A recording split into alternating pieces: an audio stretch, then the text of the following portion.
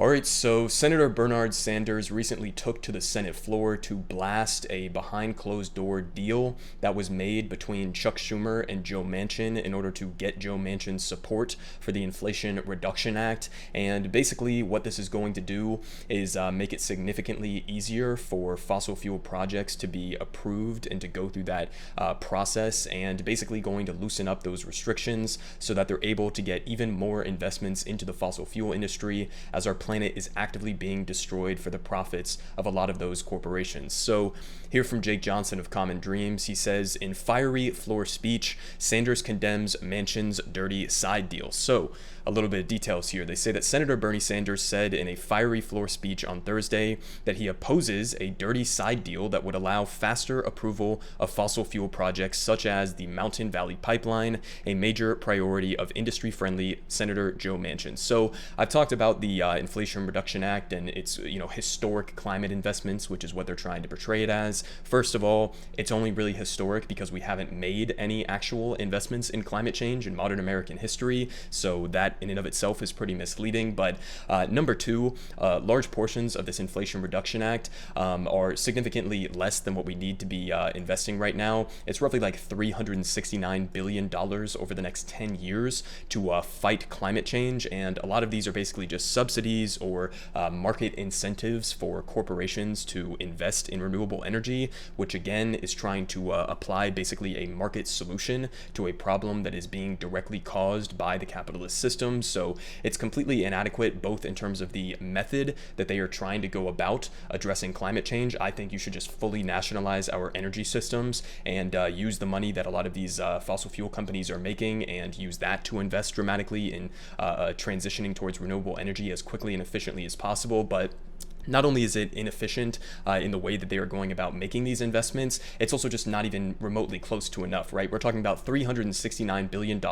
over about the next decade. So we're talking about really like $37 billion roughly on a yearly basis to address something that is literally the single biggest issue facing humanity right now, okay? We spend almost $1 trillion on an annual basis on just the Pentagon and the military budget, and we're spending what? A tiny fraction of that, 1/10 of that, barely, or less than 1/10 of that on an annual basis to fight climate change. So I mean, it's just, in terms of the Inflation Reduction Act, it was already pathetic, but now you also have the added aspects of that, where huge portions of the Inflation Reduction Act and these investments or market incentives in investing in renewable energy are also tied to more significant investments in the fossil fuel industry as well. And now you also have on top of that this dirty side deal that was done behind the scenes in order to make it even easier for a lot of these projects to be approved. And on the specifics here of the Mountain Valley Pipeline, right, this is something that Joe Manchin literally has a direct financial stake in. So let me see if I can find this here. Manchin's donors include pipeline giants that win. In his climate deal, the controversial Mountain Valley Pipeline is one of several projects that the senator has negotiated major concessions for, benefiting his financial supporters. So we already know how massively corrupt Senator Joe Manchin is, but you can even get more specific with it. And these examples of like this Mountain Valley Pipeline, where his donors, the people who are funneling money into his campaign, keeping him in this position of power, they are going to reap financial rewards from this pipeline, which he just got included in one of these deals, right? And on top of that, obviously, I'll link this down below if you want to go read more into this. We all know the history of Joe Manchin in state level politics within West Virginia, price gouging his own constituents in order to benefit his dirty coal company, as well as the history of him being basically the single largest recipient of fossil fuel money in the Senate. So we know all of that, and basically this was a piece of climate legislation that was completely dictated, or the parameters of this were dictated by somebody who is a literal fossil fuel millionaire coal baron. So in terms of the Inflation Reduction Act, it was already pathetic in and of itself, but now you have the added aspect here that Bernie Sanders is criticizing with this backroom deal on the permitting reforms. So let's continue with some of the details here. They say, the agreement in question was negotiated behind closed doors by Manchin and Senate Majority Leader Chuck Schumer in an effort to secure the West Virginia's Democrats' support for the Inflation Reduction Act. And they say while the text of the side deal has not been finalized, it is expected to propose major federal permitting reforms that would weaken environmental review laws and clear the way for pipelines and other polluting fossil fuel infrastructure. The proposal could be included in a must-pass government funding bill set to receive a vote later this month. And Bernie is saying he's not going to vote for that. Whether or not there's going to actually be enough votes to pressure them to take this out of the piece of legislation, I honestly doubt that. The overwhelming majority of our members of Congress, both in the Senate and the House, are also somewhat beholden to the fossil fuel industry, so I would have my doubts on that. But they say that Sanders said in his floor remarks on Thursday that the deal presents a fundamental choice between prioritizing the short-term profits of the fossil fuel industry and securing a livable planet for future generations. And we know that a lot of these big oil companies, especially like Chevron and BP and ExxonMobil, etc., all of them are reaping record profits right now while they are still actively price gouging the American people for gas. So,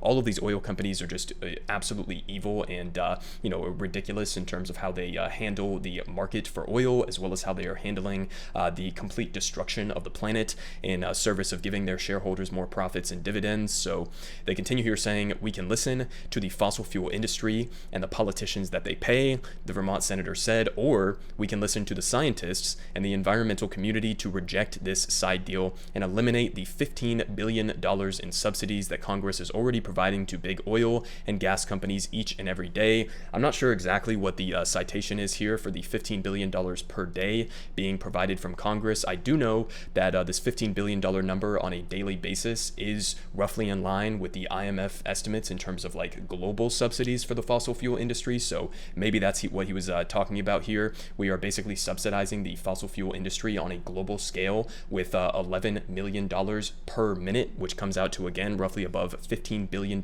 per day. So keep that in mind when conservatives come out here and rail against investments or subsidies for the renewable energy sector, that we are already subsidizing the fossil fuel industry. And if we weren't giving this $15 billion on a daily basis to prop up the fossil fuel industry, then it wouldn't be as wildly successful and dominant as it is right now, right? If we wanted to aggressively transition to renewable energy, we could just take a lot of this money we're subsidizing the fossil fuel industry with and give that instead to the renewable energy sector, right? But, you're never going to hear that out of conservatives or how this is a, big government handout or anything like that. But they continue saying that Sanders, who indicated that he would vote against government funding legislation that includes the industry-friendly permitting reforms, specifically warned against final approval of the Mountain Valley Pipeline, a Manchin-backed project that, if completed, would spew tens of millions of tons of greenhouse gas pollution into the atmosphere each year. Okay, so again, credit to Bernie Sanders, I guess, for coming out here and trying to take a stand against this. This was a side deal that was negotiated between Manchin and Chuck Schumer, so I would anticipate that basically the rest of the corporate Democrat coalition is going to fall in line on this issue. Whether or not Republicans are going to, I don't know, for partisan reasons, try to hold up this government funding bill, that's definitely something they've done throughout modern history, so could be something they attempt to do today, or whenever this vote comes up for a vote in the Senate. But honestly, I guess credit to Bernie Sanders for at least trying to call out what this legislation is and how they're basically trying to sneak this into this deal. But this is coming at a time where we have seen just some of the most catastrophic consequences of climate change already getting started, right? This isn't some issue that's going to be a threat to the planet in some far off time in the future. This shit is happening right now. We had that recent story in Pakistan, which was just absolutely fucking insane, where now 1/3 of the entire country of Pakistan, okay, a country of over 100 million people, right? We're talking about millions and millions of people, tens of millions of people who have been completely displaced and lost their homes. Also, in terms of like a geopolitical standpoint, this is a country that has nuclear weapons. So talking about like the future destabilizing effects of climate change, you have tens of millions of people in this country whose communities are just entirely underwater. 1/3 of the entire country of Pakistan, this is not a small country that we're talking about here, is just completely underwater. So it's an absolutely batshit insane situation. We also had this one coming out of China. China's drought threatens the nation's energy, food, and economic security. They're having a historic drought right now as well, which has also sort of had this reverberating effect of where they're now having to ramp up a lot more energy production with coal-powered plants because a lot of their hydraulic power was incapacitated as a result of this drought. So that is just going to worsen the feedback loop as well. Domestically here in the United States, we've had recent stories like this. Of course, we always have extreme weather events on a very regular basis. Right now, it's so hot in California that their power grid is basically having like rolling blackouts in some areas of California. But we also had this one that came out saying that by by 2050, most of the US will be blanketed by an extreme heat belt. They say that swaths of the country will see at least one day per year with a heat index of 125 degrees, okay? 125 degrees in a majority of the United States, okay? So again, in talking about like what the consequences of climate change are, we're seeing this happen right now, but at the same time, we're also just barely getting started, right? This is just the ramping up period of the catastrophic effects of climate change. And again, this is not something that's like, going to be far off in the future, but the effects of this are going to be so fucking wide-reaching that I don't think people really understand it yet, right? We're not talking about, in terms of climate change, the typical things that people appeal to, right? Things like rising sea levels and more intense and frequent storms. Of course, those are going to be an outcome here, but we're also talking about things like the increased spread of diseases as insects and other various animals are forced to migrate to places they previously hadn't been. We're talking about mass famines. We're talking about political effects and destabilizing effects around the world. We're talking about potential wars over resources like water. I mean, just so many different things that could directly lead to the complete collapse of civilization as we know it. And it just seems like people are not even taking this shit remotely seriously enough, and definitely not under the leadership of current President Joe Manchin. But we also had this article, which I thought I would point out, which was pretty interesting and also kind of alarming as well, because here, according to the Washington Post, they say that the costs of climate change far surpass government estimates. Study says the new comprehensive analysis pegs the social cost of carbon, which is basically just this calculation that they use to determine how much each portion of carbon that gets emitted into the atmosphere is going to cost in the future in terms of the destructive consequences of climate change. But they say that the analysis pegs the social cost of carbon at $185 per ton, more than triple the current federal standard. Okay, more than triple. You understand what this is saying here? They're saying that even with the estimates that we have right now that already are saying, which is 1/3 or less than 1/3 of what the estimate should be at, even those preliminary evidence without this $185 per ton taken into the equation, the original estimates were already telling us that there's basically no amount that we could propose in terms of like even the most radical thing like the Green New Deal proposed by AOC and Bernie Sanders and Ed Markey. Even that would not be enough to offset what the destructive costs of climate change are going to be, right? When conservatives come out here, even when some liberal deficit hawks come out here like Joe Manchin, and they say, well, we can't go too hard in investing in climate change. We can't go overboard in investing in climate change. Understand that even something like the Green New Deal, which would pay for itself because of the investments you're making, because of how many jobs that it would create, because of how many infrastructure improvements that you would be making,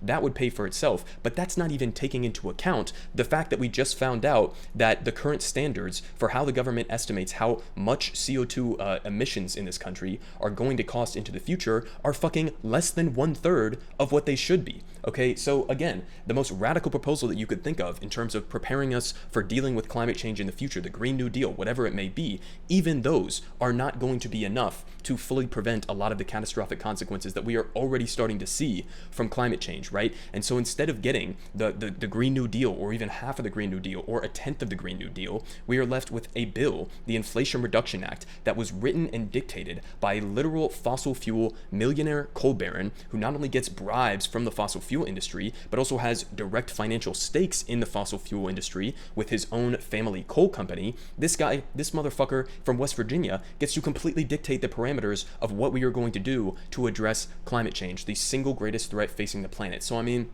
this is just obviously like kind of a depressing or doomer video here, but I guess credit to Bernie Sanders for trying to make this at least clear to people. We are basically just staring down the barrel of civilization level collapse at this point, and the best that we can do apparently is a watered down, barely half measured market incentive bill that was written by a fossil fuel millionaire coal baron, and that's the best that we're going to get apparently, as well as getting some of these bullshit behind closed doors side deals that are negotiated between corporate Democrats like Chuck Schumer and conservatives like Joe Manchin. So, I mean, listen, we got to dramatically ramp up investments in climate change. We have to obviously be pushing much more aggressively for things like the Green New Deal, but that's just not the current state of politics in the United States. It's not the current state of the Joe Biden administration, who, famously gave his pen to Joe Manchin after announcing these historic climate investments. They're just not taking this shit seriously, and they're still trying to use capitalist incentives in order to address a problem that has been directly caused and worsened